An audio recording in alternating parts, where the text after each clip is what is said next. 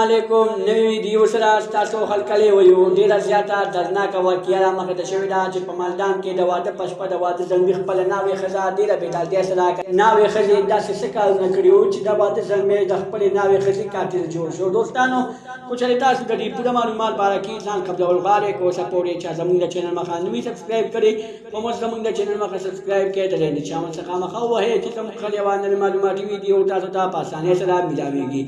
ویډیو تر اخره پوری چې پورا معلومات نه حاصل کې مالدان کې ډیره زیاته افسوسناکه دردناکه واقعیا رامخې ته شوې ده چې د واده پشپه د واده زلمی را پاسوي او خپل ناوې ښځه د غیرت لپاره ډیره بېدردۍ سره ولې ناوې ښځې داسې څه کارونه کړي وو چې د واده زلمي د پیدون به ډیره زیاته غوسه ورغله چې خپله ناوې ښځه یې د واده پشپه باندې ډیره بېدردۍ سره قتل کړه.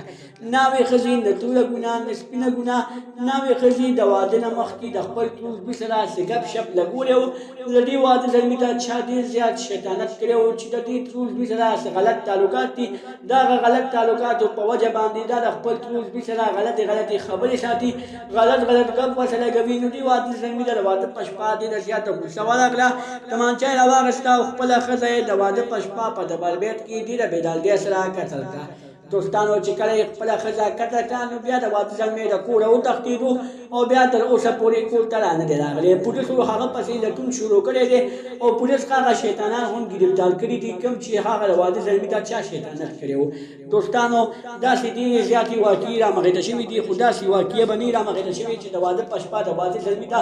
هلته شیطانت وکړي او د واده زلمي د بدون به ډېره زیاته غوسه ورشي چې خپله ناوې ښځه چې هغه